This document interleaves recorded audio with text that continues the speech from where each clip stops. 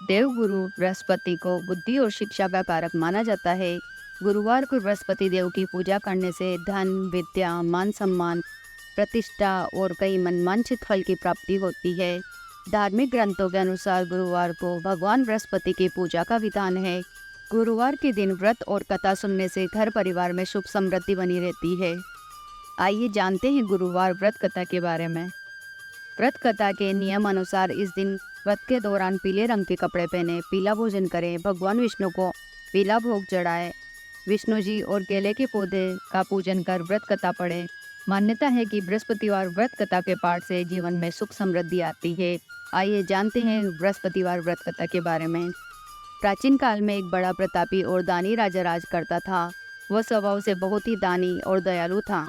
हमेशा धर्म कर्म के मार्ग पर चलता था, लेकिन ये सब बात उसकी रानी को अच्छी नहीं लगती थी। ना तो वह व्रत करती और ना ही दान धर्म। वह राजा को भी ऐसा करने से मना किया करती थी। एक बार राजा शिकार खेलने वन को गए थे। रानी और दासी घर पर अकेली थी। तब बृहस्पति भगवान राजा के दरवाजे पर साधु के वेश में भिक्षा मांगने आए। तो रानी कहने लगी, हे साधु महाराज, मैं इस दान और पुण्य से तंग आ गई हूँ। आप मुझे कोई ऐसा उपाय बताएं जिससे ये सारा धन नष्ट हो जाए और मैं आराम से रह सकूं। मेरे पास करने को कोई कार्य न हो। रानी की बात सुनकर साधु महाराज बोले, हे रानी, तुम तो बड़ी विचित्र हो। संतान और धन से भी कोई दुखी होता है। अगर तुम्हारे पास धन अधिक है तो तुम इसे शुभ कार्य में खर्च करो। लेकिन साधु की बातें सुनकर रानी खुश नहीं हुई और कहने लगी, मुझे ऐसे धन की कोई आवश्यकता नहीं है जिसे संभालने में मेरा सारा समय बीत जाए। रानी की बात सुनकर साधु के वेश में बृहस्पति भगवान बोले, यदि तुम्हारी ऐसी इच्छा है तो मैं तुम्हें जैसा बताता हूँ वैसा करना। 7 गुरुवार तक इन कार्यों को करना, जैसे घर को गोबर से लीपना, कपड़े धोबी के हाथ धुलवाना, भोजन में मांस मदिरा का सेवन करना। इससे तुम्हारी धन संपदा नष्ट हो जाएगी और तुम आराम से रह सकोगी। इतना कहकर साधु महाराज वहाँ से अंतर्ध्यान हो गए। साधु की कही बातों के अनुसार ऐसा करते हुए केवल 3 गुरुवार ही बीते थे कि उनकी समस्त धन संपदा नष्ट हो गई। जिसके बाद भोजन के लिए राजा का परिवार तरसने लगा।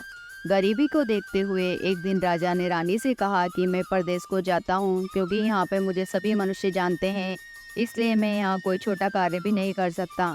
ऐसा कहकर राजा परदेश चला गया। परदेश में राजा जंगल से लकड़ी काट कर लाता और उसे बेचकर जीवन यापन करने लगा। इधर राजा के बिना रानी और दासी दुखी रहने लगी। एक समय ऐसा आया जब 7 दिन रानी और दासी को बिना भोजन के रहना पड़ा। तब रानी ने अपनी दासी से कहा कि पास ही के नगर में मेरी बहन रहती है, वह बहुत ही धनवान है, तो उसके पास जाओ और खाने के लिए कुछ ले आ, ताकि थोड़ी बहुत गुजर बसर हो जाएगी। दासी रानी के बहन के पास गई। उस दिन गुरुवार था और रानी की बहन उस वक्त बृहस्पति भगवान की व्रत कथा सुन रही थी। जब दासी रानी की बहन के पास गई और रानी का संदेश दिया, तब रानी की बहन ने कोई उत्तर नहीं दिया, तो दासी बहुत दुखी हुई और उसे क्रोध भी आया। दासी ने रानी को सारी बात बताई। तब दासी की बात सुनकर रानी ने अपने भाग्य को कोसा। उधर रानी की बहन ने सोचा कि मेरी बहन की दासी आई थी, लेकिन मैं उससे नहीं बोली। कथा को सुन और पूजन समाप्त कर रानी की बहन अपनी बहन के घर आई और कहने लगी, मैं गुरुवार व्रत कर रही थी। जब तुम्हारी दासी गई तब मैं कथा सुन रही थी। जब तक कथा होती है तब तक न उठते हैं और न बोलते हैं, इसलिए नहीं बोली। कहो दासी क्यों आई थी? तब रानी बोली, तुमसे कुछ छुपा नहीं है बहन, हमारे घर में खाने को अनाज नहीं है। ऐसा कहते कहते रानी की आंखें भर आई और उसने सभी बातें अपनी बहन को बता दी। रानी की बहन ने बोला, बृहस्पति भगवान सबकी मनोकामना पूर्ण करते हैं, देखो शायद तुम्हारे घर में भी अनाज रखा हो। बहन की बात सुनकर रानी को विश्वास नहीं हुआ। बहन के आग्रह से रानी ने अपनी दासी को रसोई में भेजा, तो उन्हें सचमुच एक अनाज से भरा घड़ा मिला। ये देख दासी को बहुत हैरानी हुई। उसने रानी को सब बता दिया और कहा कि जब हमको अनाज नहीं मिलता तो हम वैसे भी व्रत ही करते हैं, क्यों न इनसे व्रत की विधि और कथा पूछ ली जाए, ताकि हम भी गुरुवार की व्रत कथा करें। तब रानी ने अपनी बहन से बृहस्पतिवार के बारे में पूछा। रानी की बहन ने बताया कि बृहस्पतिवार के व्रत में चने की दाल और मुनक्का से केले की जड़ में पूजन करें, दीपक जलाएं और कथा सुनें। व्रत के दौरान पीला भोजन करें, जिससे भगवान प्रसन्न होते हैं और मनोकामनाएं पूर्ण करते हैं। व्रत और कथा की पूजन विधि बताकर रानी की बहन अपने घर लौट गई। 1 सप्ताह बाद गुरुवार का दिन आया तो रानी और दासी ने व्रत रखा। दासी घुड़साल में जाकर व्रत का सामान लेकर आई। फिर केले की जड़ और विष्णु भगवान की पूजा कर कथा सुनी। दोनों ने व्रत कर लिया, अब पीला भोजन कहाँ से आए। दोनों बहुत दुखी हुई, लेकिन उन्होंने व्रत किया था, इसलिए बृहस्पति भगवान प्रसन्न थे। वह एक साधारण व्यक्ति के रूप में 2 थालों में सुंदर पीला भोजन लेकर आए और दासी को देकर बोले, ये भोजन तुम्हारे लिए और तुम्हारी रानी के लिए है, इसे तुम दोनों ग्रहण करना। ऐसे ही रानी और दासी गुरुवार का व्रत और पूजन करने लगी। गुरु भगवान की कृपा से उनके पास फिर से धन संपत्ति आ गई, जिसके बाद रानी फिर से पहले की तरह आलस करने लगी। तब दासी रानी से बोली, देखो तुम पहले भी इस तरह आलस करती थी, इसलिए तुम्हें कष्ट होता था, इस कारण सभी धन नष्ट हो गया। अब भगवान की कृपा से धन मिला है, तुम्हें फिर से आलस्य होता है। बहुत ही मुसीबतों के बाद हमने ये धन पाया है, इसलिए हमें दान पुण्य करना चाहिए, भूखे मनुष्यों को भोजन कराना चाहिए, प्याऊ लगवाना चाहिए, कुंवारी कन्याओं का विवाह करवाना चाहिए। इससे तुम्हारा यश बढ़ेगा और पितृ प्रसन्न होंगे। दासी की बात मानकर रानी शुभ कार्य करने लगी। इससे पूरे नगर में रानी और दासी का यश बढ़ने लगा। इधर जंगल में राजा दुखी होकर पेड़ के नीचे बैठ गया और अपनी पुरानी बातों को याद करके रोने लगा। तभी गुरु भगवान साधु के रूप में लकड़ाहारे के पास आए और बोले, हे लकड़ाहारे, तुम इस सुनसान जंगल में किस चिंता में बैठे हो, मुझे बताओ। तब लकड़ाहारे ने दोनों हाथ जोड़कर साधु से कहा कि हे साधु महाराज, आप सब कुछ जानते हैं, मैं आपसे क्या कहूँ। ऐसा कहते हुए राजा ने साधु को अपनी संपूर्ण दशा सुनाई। तब साधु ने बताया कि तुम्हारी रानी ने बृहस्पति भगवान का निरादर किया था, जिसके कारण तुम्हारी ये दशा हुई है।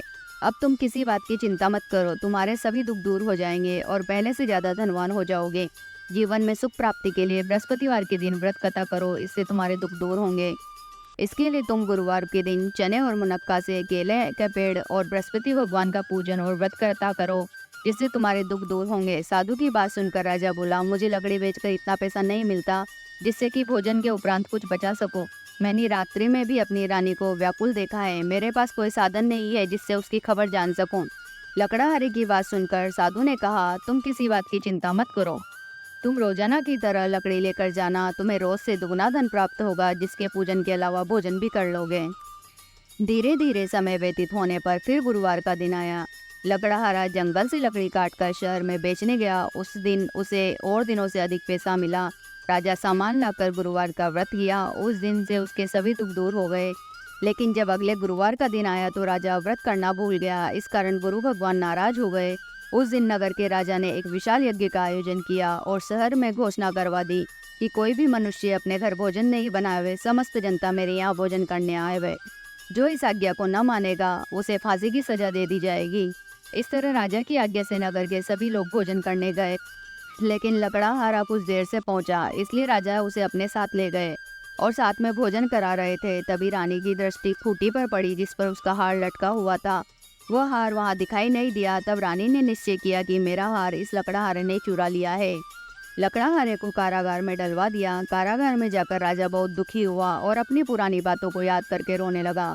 तभी साधु के वेश में बृहस्पति देव प्रकट हुए और साधु की दशा देखकर कहा, तूने बृहस्पति देव की कथा नहीं करी, इस कारण तुझे दुख प्राप्त हुआ है। अब किसी प्रकार की चिंता मत कर। गुरुवार के दिन तुझे कारागार के दरवाजे पर 4 पैसे पड़े मिलेंगे, जिससे तू बृहस्पतिवार की कथा करना, तेरे सब कष्ट दूर हो जाएंगे। बृहस्पतिवार के दिन उसे 4 पैसे मिले। उससे राजा बृहस्पति देव की कथा की। उस रात बृहस्पति भगवान ने उस नगर के राजा को स्वप्न में आकर कहा कि तूने जिस लकड़ाहारे को कारागार में बंद किया है उसे छोड़ देना, वह निर्दोष है। अगर तू ऐसा नहीं करेगा तो मैं तेरे राज्य को नष्ट कर दूंगा। रात्रि में स्वप्न के बाद राजा प्रातःकाल उठा और खूंटी पर हार देखकर लकड़ाहारे को बुलाकर क्षमा मांगी और सुंदर वस्त्र आभूषण भेंट कर उसे विदा किया। बृहस्पति भगवान की आज्ञा अनुसार राजा अपने नगर को लौट आया। तब राजा ने नगर के निकट पहुंचा तो उसे अधिक बाग और धर्मशालाएं दिखी। तब राजा ने नगरवासी से पूछा कि ये किसने बनवाया है, तो सभी ने रानी का नाम लिया। यह सुन राजा को बहुत आश्चर्य हुआ और गुस्सा भी आया। जब रानी ने यह खबर सुनी कि राजा आ रहे हैं, तब उसने दासी से कहा कि हे दासी, देख राजा हमको कितनी बुरी हालत में छोड़ गए थे। राजा हमारी ऐसी हालत देखकर लौट न जाए, इसलिए तू दरवाजे पर खड़ी हो जा। रानी की आज्ञा अनुसार दासी दरवाजे पर खड़ी हो गई और जब राजा आए तो उन्हें अपने साथ ले आई। तब राजा ने तलवार निकाली और रानी से पूछा कि तुम्हें यह धन कैसे प्राप्त हुआ है। तब रानी ने कहा कि यह सब धन संपत्ति हमें बृहस्पति भगवान की कृपा से प्राप्त हुई है। रानी की बात सुनकर राजा ने निश्चय किया कि अब वह हर गुरुवार को बृहस्पति भगवान का व्रत करेगा और दिन में 3 बार कहानी कहा करेगा। और हर समय राजा के दुपट्टे में चने की दाल बंधी रहती है। दिन में 3 बार कहानी कहता है। एक रोज राजा ने विचार किया, चलो अपनी बहन के आए हो आए इस तरह राजा घोड़े पर सवार हो अपनी बहन के यहाँ चल दिया। उसने देखा कि कुछ आदमी एक मुर्दे को ले जा रहे हैं। तब राजा ने उन्हें रोक कर कहा कि अरे भाइयों, मेरी बृहस्पतिवार की कथा सुन लो। तब कुछ ने कहा कि लो, हमारा तो आदमी मर गया है, इसको अपनी कथा की पड़ी है। लेकिन कुछ ने कहा कि अच्छा कहो, हम तुम्हारी कथा सुनेंगे। राजा ने दाल निकाली और कथा शुरू की। जब कथा आधी हुई तो मुर्दा हिलने लगा और जब कथा समाप्त हुई तो राम राम कहते हुए मुर्दा खड़ा हो गया। राजा आगे बढ़ा तो उसे एक किसान खेत में हल चलाता मिला। राजा ने उससे कथा सुनने का आग्रह किया, लेकिन किसान नहीं माना। राजा आगे बढ़ा तो राजा के हटते ही बेल पचाट खाकर गिर गए और किसान के पेट में जोर से दर्द होने लगा। थोड़ी देर में जब किसान की माँ रोटी लेकर आई तो उसने अपने पुत्र से सभी हाल पूछा तो बेटे ने बता दिया। तब बुढ़िया दौड़ी दौड़ी राजा के पास गई और कहने लगी, मैं तेरी कथा सुनूंगी, तू अपनी कथा मेरे खेत पर चल के कहना। राजा ने लौटकर कथा कही, जिसे सुनकर बैल खड़े हो गए और किसान के पेट का दर्द भी बंद हो गया। राजा अपनी बहन के घर पहुंचा। बहन ने भाई की खूब मेहमानी की। दूसरे रोज जब राजा जागा तो देखने लगा कि सब लोग भोजन कर रहे हैं। तब राजा ने अपनी बहन से पूछा कि यहाँ कोई ऐसा मनुष्य है जिसने भोजन नहीं किया हो। तो बहन बोली, भैया ये देश ऐसा है, यहाँ लोग भोजन करते हैं और बाद में अन्य काम करते हैं। ऐसा कहकर बहन चली गई और सबसे पूछने लगी कि कोई ऐसा व्यक्ति है जिसने भोजन नहीं किया हो। तब वह एक कुमार के घर गई जिसका लड़का बीमार था। उसे मालूम हुआ कि वहाँ किसी ने 3 रोज से भोजन नहीं किया है। रानी ने कुमार से अपने भाई की कथा सुनने के लिए आग्रह किया तो वह तैयार हो। राजा ने जाकर अपनी कथा कही, जिसको सुनकर उसका लड़का ठीक हो गया। अब तो राजा की प्रशंसा होने लगी। एक दिन राजा ने अपनी बहन से कहा, बहन मैं अपने घर को जाऊंगा, तुम भी तैयार हो जाओ। राजा की बहन ने अपने सास से भाई के साथ जाने की आज्ञा मांगी। तब उसकी सास बोली, चली जा, लेकिन अपने लड़के को मत ले जाना, क्योंकि तेरे भाई की कोई संतान नहीं है। बहन ने अपने भाई से कहा, भैया मैं तो चलूंगी पर कोई बालक नहीं जाएगा। तब राजा ने अपनी बहन से कहा कि जब कोई बालक नहीं जाएगा तो तुम भी चलकर क्या करोगे। राजा दुखी मन से नगर को लौटा और रानी को सब बात बता दी। तब रानी ने कहा, बृहस्पति भगवान ने हमें सब कुछ दिया है, हमें संतान भी अवश्य देंगे। उसी रात बृहस्पति देव ने राजा को सपने में कहा कि हे राजा, उठ, सभी सोच त्याग दे, तेरी रानी गर्भवती है। भगवान की बात सुनकर राजा बहुत खुश हुआ। 9वें महीने में रानी के गर्भ से एक सुंदर पुत्र पैदा हुआ। तब राजा रानी से बोला, हे रानी, स्त्री बिना भोजन के रह सकती है, बिना कहे नहीं रह सकती। जब मेरी बहन आए तो उससे कुछ मत कहना। रानी ने हाँ कर दी और जब राजा की बहन ने यह शुभ समाचार सुना तो बहुत खुश हुई और अपने भाई की यहाँ बधाई लेकर आई। तब रानी बोली, घोड़ा चढ़कर तो नहीं आई, गधा चढ़ी आई। तब राजा की बहन बोली, भाभी अगर मैं इस प्रकार ना कहती तो तुम्हें औलाद कैसे मिलती। बृहस्पति भगवान ऐसे हैं जो सबकी मनोकामनाएं पूर्ण करते हैं। जो सद्भावना पूर्वक बृहस्पतिवार का व्रत रखता है, कथा पढ़ता है, सुनता है, दूसरों को सुनाता है, बृहस्पति भगवान उसकी सभी मनोकामनाएं पूर्ण करते हैं। कथा सुनने के बाद प्रसाद लेकर जाना चाहिए और नहीं तो भगवान का निरादर होता है। और हृदय से मनन करते हुए जय जयकार बोलना चाहिए। बोलो बृहस्पति भगवान की जय।